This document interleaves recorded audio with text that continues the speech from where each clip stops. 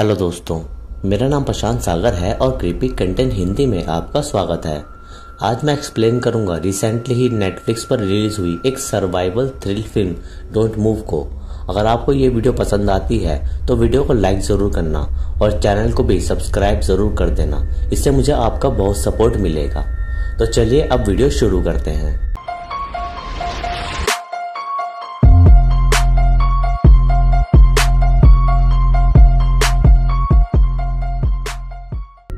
तो फिल्म की शुरुआत में हम आयरिस नामक लड़की को देखते हैं जिसने रिसेंटली ही अपने बेटे को खोया था, जिससे वो काफी ग्रीफ में रहती थी। इसलिए एक दिन सुबह उठ के रेडी होके वो अपना फोन घर पर छोड़ के घर से निकल जाती है और वो अपने बेटे का बोट टॉय भी रख लेती है। ड्राइव करके वो उस शहर से थोड़ा दूर एक नेशनल पार्क चली जाती है, जहाँ वो ट्रैकिंग करके ऊपर पहाड़ पर चढ़ जाती है। वहाँ आयरिस अपने बेटे का एक मेमोरियल बना देती है और उधर वो अपने बेटे का बोट टॉय भी रख देती है।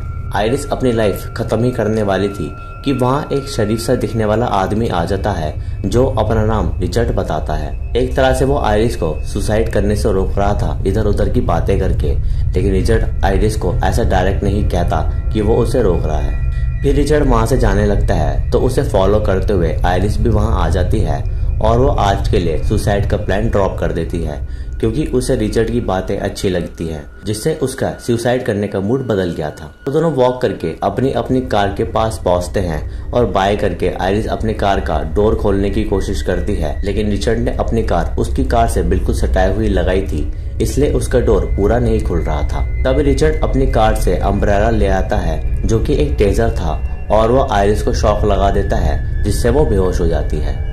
आयरिस के हाथ पैर बांधकर वो उसे ले जा रहा होता है और जब आयरिस का होश आता है तो वो अपने स्मार्ट वॉच से इमरजेंसी कॉल करने की कोशिश करती है, लेकिन वो कर नहीं पाती क्योंकि रिचर्ड उसे बताता है कि यहाँ उसे कभी भी नेटवर्क नहीं मिलेगा।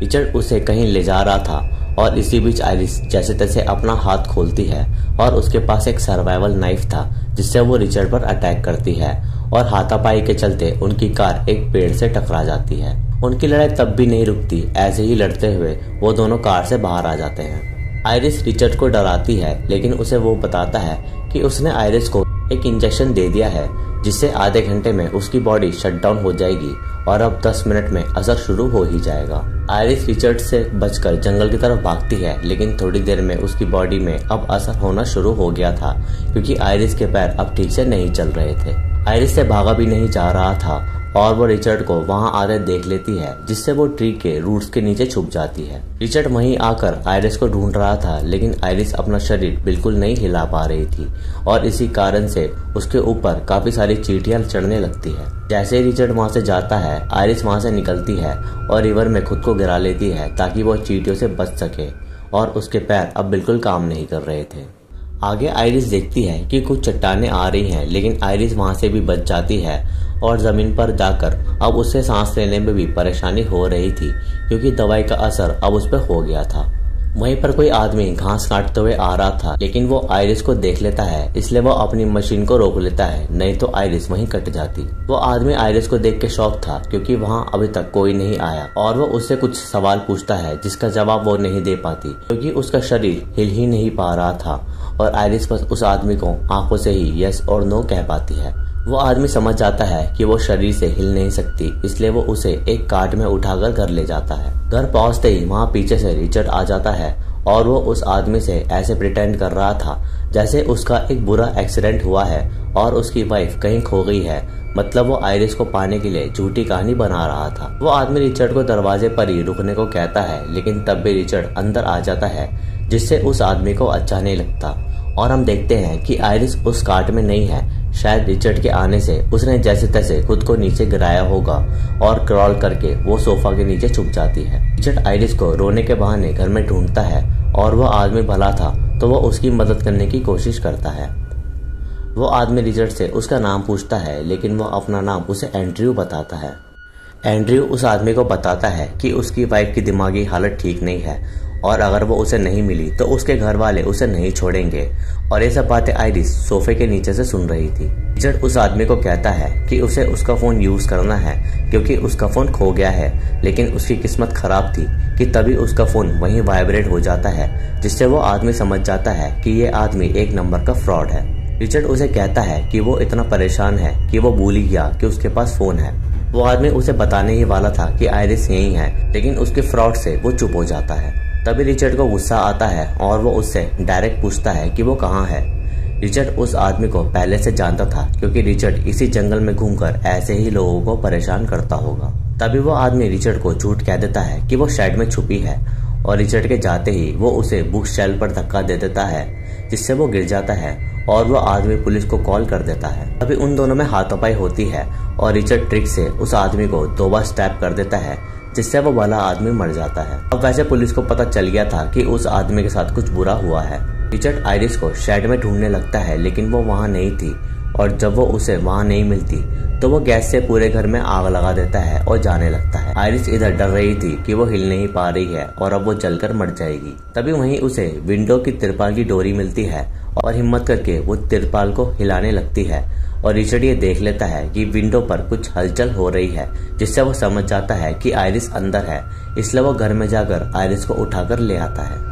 रास्ते में रिचर्ड के पास उसकी बेटी का कॉल आता है और आयरिस उसकी बात सुन के ये सोचती है कि उसकी बेटी होने के बाद भी उसने आयरिस के साथ ऐसा किया क्योंकि वो भी तो किसी और की बेटी है। आगे ओवरटेक करते हुए रिचर्ड एग्रेसिवली ओवरटेक करता है, जिससे हम समझ पाते हैं कि रिचर्ड का दिमागी संतुलन ठीक नहीं है। गैस खत्म होने वाली थी तो रिचर्ड गैस स्टेशन पर रुकता है और वहाँ उसे एक छोटा लड़का नोटिस करता है जो कि उसके बेटे की उम्र का था और उसे देखकर आयरिस को अपने बेटे की याद आती है। तभी वहाँ उस लड़के की मॉम आ जाती है और उसे ले जाती है। आयरिस इतनी मजबूर थी कि वो उन लोगों तक अपना मैसेज कन्वे नहीं कर पा रही थी क्योंकि उसका शरीर बिल्कुल नहीं हिल पा रहा था। वहाँ से रिचर्ड आयरिस को लेकर निकल जाता है, लेकिन उस लेडी को उस पर थोड़ा शक तो होता है।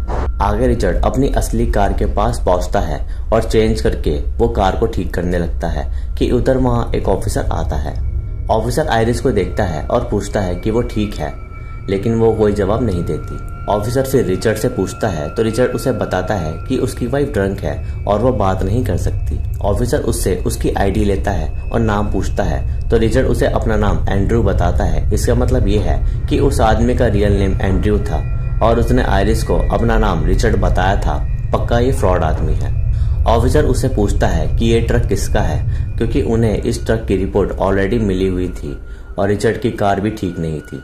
ऑफिसर सच्चाई पता करने की कोशिश करता है, लेकिन रिचर्ड हर सवाल का उल्टा जवाब दे रहा था, जैसे कि हमारा बेटा मर गया है, ये वो, तो उसकी वाइफ ड्रंक रहती है इत्यादि। रिचर्ड की उल्टी सीधी बातों से ऑफिसर को शक होने लगता है और हम देखते हैं कि रिचर्ड घबरा भी रहा है। ऑफिसर आयरिस से पूछने की कोशिश करता है तो आयरिस जैसे तैसे हेल्प कह देती है और इशारा करती है और कपड़ा हटाते ही ऑफिसर को वही इंजेक्शन दिखता है जो रिचर्ड ने आयरिस को लगाया था।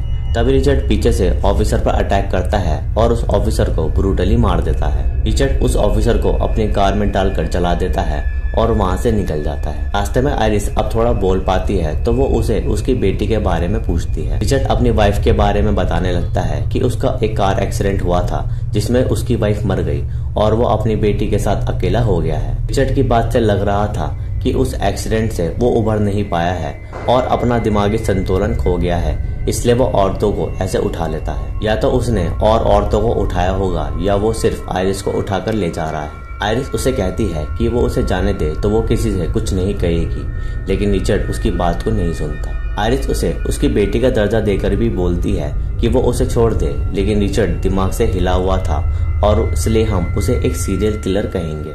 गुस्से में रिचर्ड रास्ता बदल लेता है और वो जहाँ जा रहा था वो वहाँ नहीं जाता। वो आयरिस को एक तालाब के पास ले आता है और वहाँ आयरिस चुपके से उसके ड्रॉर से वही इंजेक्शन निकाल लेती है और रिचर्ड में इंजेक्ट करने की कोशिश करती है, लेकिन वो सिरिंज को पुश नहीं कर पाती क्योंकि उसकी बॉडी अभी पैरालाइज थी। रिचर्ड उस इंजेक्शन को निकाल लेता है और हवा में छोड़ देता है। अब आयरिस को गुस्सा आता है और वो उसे कहती है कि इससे अच्छा तो वो उसे मरने ही देता, उसने उसे क्यों बचाया।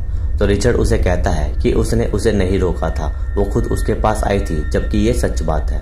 रिचर्ड आयरिस को देख के उसे उससे प्यार हो गया होगा, तभी वो उसे अपने घर ले जा रहा है जहाँ एक माँ की कमी थी क्योंकि वो अपनी बीवी के मरने से उबर नहीं पा रहा था। अब रिचर्ड आयरिस को बोट में रखता है और जाने लगता है। आयरिस उसे रोके दिखाती है और वह अपने बेटे की बोट टॉय मांगती है जो उसके पॉकेट में थी, और जब रिचर्ड उसे निकालता है तो आयरिस चुपके से उसका नाइफ निकाल लेती है और वो फाइनली रिचर्ड के गले में स्टैब कर देती है। शायद हो सकता है कि आयरिस का शरीर अब थोड़ा काम करने लगा था और वो रिचर्ड के सामने पैरालाइज होने का नाटक कर रही थी। वहीं उसकी गन भी थी जिसे लेकर आयरिस रिचर्ड को शूट कर देती है। शूट से बोट में छेद हो जाते हैं और रिचर्ड स्विम करते हुए तालाब के किनारे आ जाता है। बोट में पानी भरने लगता है तो आयरिस उसमें डूबने लगती है, क्योंकि अभी भी उसका शरीर काफी हिम्मत नहीं दे रहा था कि वो बोट से बाहर आ सके।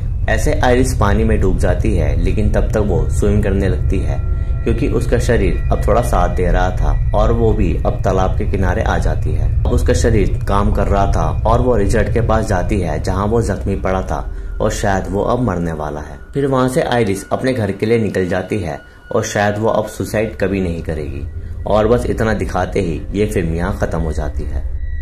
आई होप कि आपको ये वीडियो अच्छी लगी होगी। वीडियो अच्छी लगी तो इसे लाइक करें, शेयर करें और कमेंट्स में अपना सुझाव दें। सब्सक्राइब करके बेल आइकन को जरूर दबाएं फर्दर वीडियोस की नोटिफिकेशन के लिए। इंस्टाग्राम पर मुझे फॉलो करें, लिंक आपको डिस्क्रिप्शन में मिल जाएगा। बाकी मैं मिलूंगा आपसे अगली वीडियो में, तब तक के लिए जय हिंद।